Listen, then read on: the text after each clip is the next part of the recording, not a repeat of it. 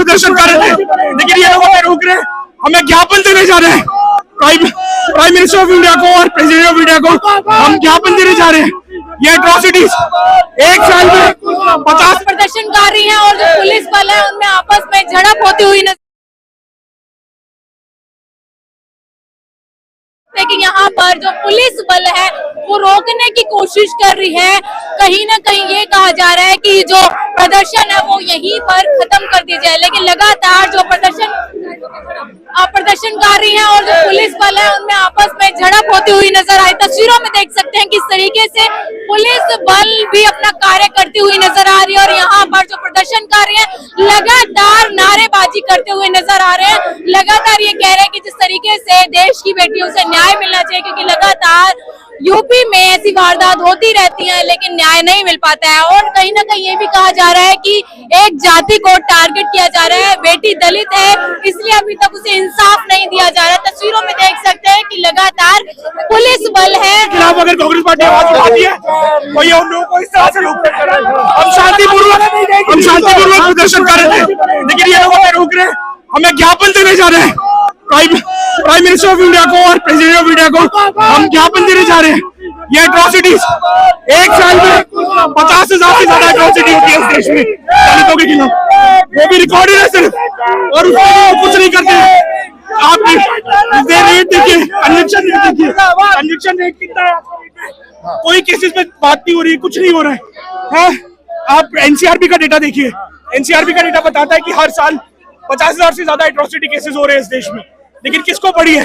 हाँ, किसको पड़ी है?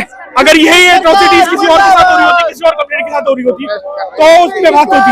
आज दलितों के साथ देश में पिछले 10 सालों से जो हो रहा है वो कभी नहीं हुआ, यूपीए के टाइम पे नहीं हुआ, कभी भी देश आजादी से अब तक, देश आजादी से पहले जब मनुवादी रूल करते थे, जब राजा महाराजा हुआ करते थे उस टाइम पे होता था।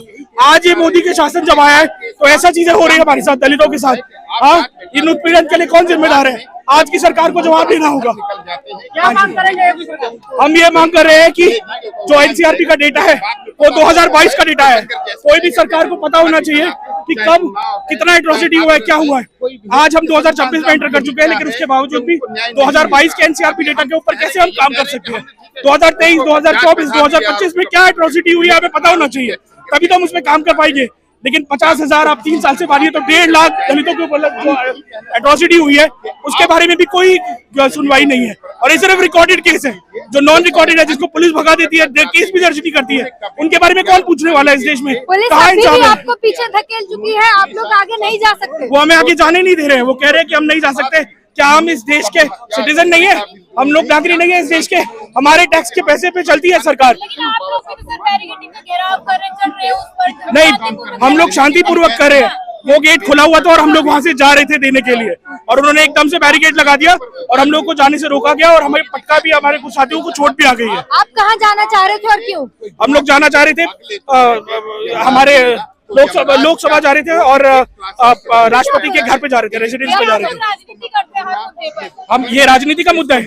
वहाँ पे एक महिला को बेरहमी से मार दिया गया, 50,000 से ज्यादा एट्रोसिटी होती है, किसी का सर फोड़ दिया जाता है, किसी को मूंछ रखने पे मार दिया जाता है, किसी को घोड़ी पे नहीं चढ़ने दिया जाता है। ये पॉलिटिकल का मुद्दा है क्या?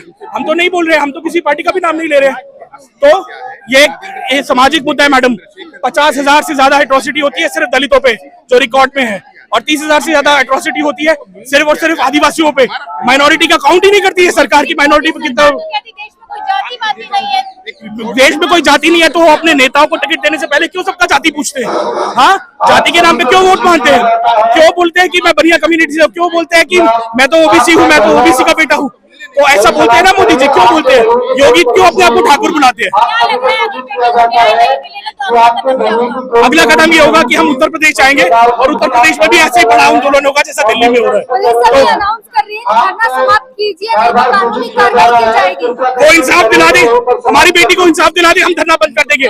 हम सब लोग यहाँ पे काम मजदूरी वाले लोग हैं और हमें कोई शौक नहीं है धरना प्रदर्शन करने का।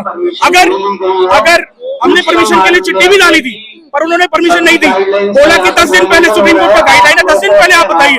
आप मुझे बताइए, किसी माँ बहन बेटी आप में से किसी के साथ भगवान न करे कुछ हो जाए, लेकिन अगर हो जाता है तो क्या हम 10 दिन वेट करेंगे इनकी परमिशन लेने के लिए कि 10 दिन बाद ये परमिशन देंगे, उसके बाद आप प्रोटेस्ट करेंगे?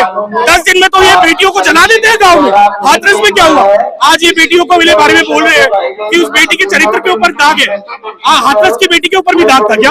हाथरस की बेटी को तो आपने रात को जला दिया, तो ये कब तक चलेगा आप मुझे बताइए। इस केस में भी पुलिस वाले जो है वो उन लोगों को गलत तरीके से बता रहे हैं कि बेटी अपनी मर्जी से गई थी। बेटी अपनी मर्जी से भी एक बार को मान लेते हैं गई थी, तो आप क्या कहते हैं कि उसकी बेटी को मार दें, उसकी माँ को